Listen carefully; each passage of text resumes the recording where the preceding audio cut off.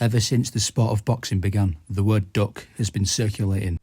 In boxing, the word refers to when a fighter avoids another fighter, blatantly and on purpose, for whatever reason. The word is so common in boxing mainly because of the politics. There's so many sanctioning bodies, promoters, broadcasters that can get in the way of a fight being made, to the point where sometimes it can be hard to tell whether it's the fighter or other factors that are stopping the fights being made.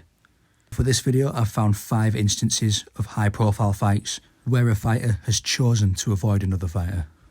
Some cases in this video won't be talked about mainly because sometimes it can be too complicated, or we just don't know enough as a public to know what's going on between the fighters and the promoters behind closed doors, or if a fight not being made is completely on the blame of the promoters as opposed to the fighters themselves.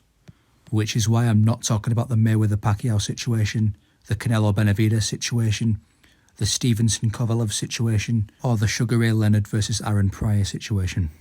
Our number 5 spot is going to go to Keith Thurman avoiding Errol Spence Jr. In 2015, Keith Thurman was one of the most explosive, dangerous and exciting contenders in the welterweight division. His first big win came in March of 2015 when he beat Robert Guerrero, a very skilled former champion who Thurman beat by unanimous decision, winning every single round in the process. He made his first defence of his title versus Luis Collazo by TKO in round 7, before being matched with the hardest opponent of his career at that point, Sean Porter. Sean Porter, as always, gave a really tough fight to Keith Thurman. They'd both go to war in 12 rounds of constant action, all the way till the final bell. The fans were split on who won the fight, but ultimately, all 3 judges gave the fight to Keith Thurman, and he'd win the fight by decision. Immediately afterwards, Thurman took a really hard fight again by unifying his title against current WBC champion, Danny Garcia, who was undefeated at the time. Similar to the Porter fight, it was very close, very intense, very high pace, but Thurman would eventually get the victory through a points decision. So in 2017, Thurman had 2 belts in the welterweight division. Turning the conversation over to Errol Spence, Spence was a very talented, very promising looking prospect in the welterweight division. One thing that made people take notice of Errol Spence was the fact that there were rumours circulating in boxing that he beat up Floyd Mayweather in sparring. He's also one of those young boxers you can just tell are really good by watching him. He's known best for his attacks to the body and his methodical approach to fights. Spence took his first world title fight in 2017 against long-reigning IBF World Welterweight Champion Kell Brook. Kell Brook, being his first elite-level opponent, gave Spence some issues early on, but by round 11, the damage to Kell Brook's eye and Spence's pressure had started to add up. Eventually, it all became too much for Brook as he took a knee in round 11 and stayed down, making Spence the new world champion. So Spence was now the IBF welterweight champion. On the other side, we had Keith Thurman, who is the WBA and WBC world champion in the same division. The remaining champion in that division was Manny Pacquiao, with the WBO title, who was scheduled to fight Jeff Horn at the time, so he was busy. Spence would waste no time because in the same year he'd defend his title for the first time against former champion Lamont Peterson. It was a great performance and Spence stopped him in round 7, in between rounds. At this point, Spence had started to creep his way into the pound-for-pound rankings, with people taking notice of his skills and his ability. So Spence took to the microphone to call out the other champion in his division, Keith Thurman. Reporters mention my name. You know, they try to make you excuse this and this and that. Okay, I have a belt now. I went over there and got the belt. So what's the excuse now? And I'm still calling it. I have a belt and I'm still calling these dudes out. Danny Garcia, Keith Thurman, all these guys. He wouldn't be sitting here if Keith Thurman or Danny Garcia or Sean Porter said they'll take the fight. You know? I shouldn't be a world champion having to call these dudes out. And Lamont Peterson answered the call like a real fighter and like a real soldier should do. So what do you see in 2018 for you? In a perfect world, what do you see for Errol Spence in 2018? Well, in the perfect world, I'd be unifying with Keith Thurman or something like that. Or so at this point, he was openly calling for the unification fight against Keith Thurman. Spence's team and Thurman's team met up to discuss the fight, but Thurman himself confirmed how it went. I feel like I'm going to have some obligations before we can actually even open up that discussion. So yes, it is technically, it's on hold. Well, and that's why I wanted. It's not even in the near future. It's right. It's not discussable. It's not what's on the plate right now. When I was in New York, he said he's ready to fight me when I'm ready. Well, guess what? Honestly, I'm not ready. Thurman openly states that he's not ready for the Errol Spence fight, and he goes on to confirm that he's going to fight Jesse Vargas next, until a hand injury forces Thurman out of the fight. The injury was serious, meaning that Thurman had to take some time off, and as a result had to vacate his WBC world title, but somehow managed to hold on to his WBA title. In the meantime, Errol Spence would knock out Carlos Ocampo in the first round with a body shot. Thurman then announced his return at the start of 2019, when he took a tune-up fight versus Josecito Lopez. For the most part, Keith Thurman would outbox the tough veteran in Josecito Lopez, but Lopez had his moments, especially with his body shots, in the later stages of the fight, which worried people about his chances in a hypothetical Errol Spence matchup in the future. In the meantime, Errol Spence took on Mikey Garcia, 4-weight division world champion, undefeated, where we'd see Spence put on maybe the best performance of his career, winning every single round. At this point, talks started to materialise about a fight between Errol Spence and Manny Pacquiao, so Keith Thurman was no longer on the radar. Until Pacquiao decided that Thurman was the easier fight between the two, so that fight was made instead of Spence versus Pacquiao. Pacquiao would then knock down Keith Thurman in round 1 on his way to a points victory, so Keith Thurman lost his world titles. Thurman would disappear for 3 years, and ultimately, the Spence fight would never happen. Our number 4 spot is going to go to the time that Floyd Mayweather avoided both Amir Khan and Keith Thurman. In 2013, Floyd Mayweather was coming off one of the most impressive performances of his career against Canelo Alvarez.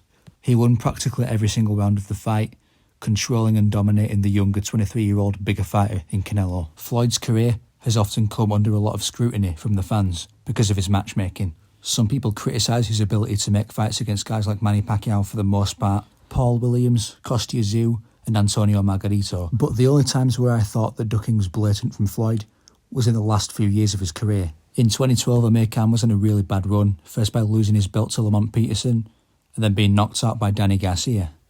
Things weren't looking good at all for Amir Khan at that point, but he'd return at the end of 2012 to redeem himself by getting a 10th round TKO victory over Carlos Molina. He'd then return in 2013 for a hard fight versus Julio Diaz, who would drop him in round 4, but Khan would make it back to his feet and then fight on for 12 rounds to get a hard-fought majority decision victory. At this point, after the Canelo fight, Floyd's next opponent was up in the air. So for whatever reason, Floyd decided to put up a poll on social media for his fans to vote on who he fights next, either Amir Khan or Marcos Maidana. For a bit of background, Amir Khan already had a win over Marcos Maidana. It was a very impressive performance, maybe the best of his career at that point, whereas Maidana just took the undefeated record of 3-division champion Adrian Broner in an upset victory. Amir Khan won the poll by 57%, but for whatever reason, Floyd completely ignored Amir Khan and took the Maidana fight instead. Maybe Floyd thought Amir Khan was a harder style matchup for him, which I agree is true. Floyd has fought fighters similar to Maidana across his entire career. The Floyd and Maidana fight itself was extremely competitive. Floyd would just about win the fight by majority decision, but it was close enough to warrant a rematch, which was more clear in favour of Mayweather. So with 2 wins over Marcos Maidana, a massive fight was on the horizon for Floyd Mayweather against Manny Pacquiao. The two would fight, Floyd would win, and all of a sudden, the discussions for an Amir Khan fight had opened up again. But this time, Keith Thurman was in the mix, as he just won a world title. While Floyd was busy locked in with those fights versus Maidana, Amir Khan had continued to win fights, including a victory over Chris Algieri. Whereas Keith Thurman, with his knockout wins and his new world title, was looking more dangerous than ever. So naturally, Floyd instead chose to fight Andre Berto, a fight that quite literally no one asked for. Floyd would obviously beat Berto, then announced his retirement after the fight to vacate his titles. Our number 3 spot goes to the time that Deontay Wilder avoided Vladimir Klitschko. Vladimir Klitschko should need no introduction, one of the longest reigning heavyweight champions of all time. Since winning the title in 2006, he would defend that title consecutively 19 times. Fast forward to the year 2014, he'd just beaten Kubrat Pulev by knockout in round 5, and Klitschko looked unbeatable for the most part. However, a new surging heavyweight force was coming up in the form of Deontay Wilder. Wilder was a bronze medalist in the Olympics. To put it politely, Wilder wasn't known for his technique or his skills, but his ridiculous inhuman power made people think he had some serious future in the division. He'd win his first world title against WBC champion Bermane Stiverne, who he'd beat by a 12-round unanimous decision. So now talks of a Klitschko fight would start to circulate, until Wilder's manager completely shut that down, saying that Wilder simply wasn't ready for Klitschko. Around this time, rumours started to circulate from guys like Dillian Whyte and Tyson Fury that Wilder had been beaten up by Klitschko in sparring, which has since been confirmed by many other boxers, which I believe is the reason Wilder never mentions Klitschko at this point of his career. Klitschko would go on to defend his title against Bryant Jennings, and Wilder would defend it against Eric Molina, before Klitschko decided to take the harder fight, which was Tyson Fury. Fury would beat Klitschko by decision, ending his reign as champion, and Wilder would never fight him. Our number 2 spot goes to Gervonta Tank Davis and Vasily Lomachenko, both not fighting each other. I know I'm about to make 2 separate fan bases very angry, but if you listen to what I'm saying, it's all true. He'd make his debut at 5. Gervonta Davis, on the other hand, was one of the most highly rated prospects around 2015 to 2016. He was backed and trained by Floyd Mayweather. He had ridiculous power in his hands, great defence, and he was very well rounded, which had all the makings of a great potential boxer in the future. At the age of 23, he took a major step up in the form of Jose Pedraza, the undefeated IBF super featherweight champion. Davis showed he was still young and still improving in the early parts of the fight, but he took his time, picked his shots, and eventually got a stoppage in round 7, to become one of the youngest champions in boxing at that time. Similar to the Wilder-Klitschko situation, as soon as he became champion there was no discussion about him fighting the best fighter in that division, which at the time was Lomachenko. But after becoming champion, he openly says no to the Lomachenko fight. He'd instead choose to build his record fighting guys like Liam Walsh, who he'd knock out quite easily. Every time Tank won a fight from this point onwards, he'd be asked about Lomachenko afterwards, and he'd give the same answer. Which titles did you have your eyes on? Where do you want to go from here? Who is it that you feel like you need to take down next and put another strap around that waist? I'm still young. I'm still learning.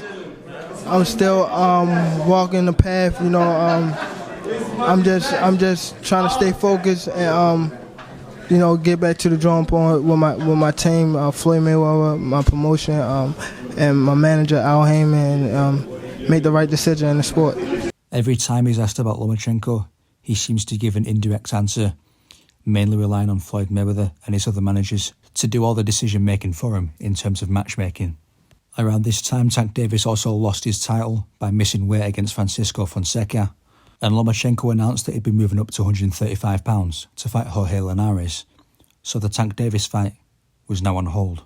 Tank would not win another world title until October of 2020 when he knocked out Leo Santa Cruz, then taking a random fight at 140 pounds, skipping the 135 pound division to fight Mario Barrios, who Tank would knock out. He then finally took his first fight in the same division as Lomachenko against Isaac Cruz. However, by this point, Loma had already lost his titles to Teofimo Lopez, so the Tank Davis fight was no longer as viable as it used to be. For the next few years, both fighters would take big fights, not involving each other. But then, after Devin Haney's controversial win over Lomachenko, Devin Haney moved up, leaving every title at 135 pounds vacant.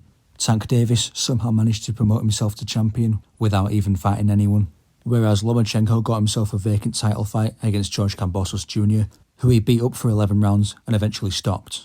So Lomachenko was champion again, for the first time in 4 years.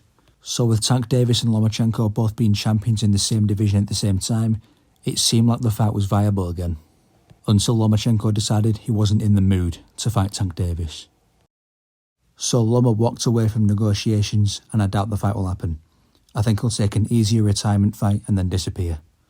Which takes us to our number 1 spot, the most famous duck of all time, Riddick Bowe versus Lennox Lewis. This one's a bit more complicated because it involves a bit more than just Riddick Bowe himself avoiding the fight. For a bit of context, in 1992, the heavyweights were in a bit of a 4-man tournament at the time. Mike Tyson was out of the picture because he was still in prison.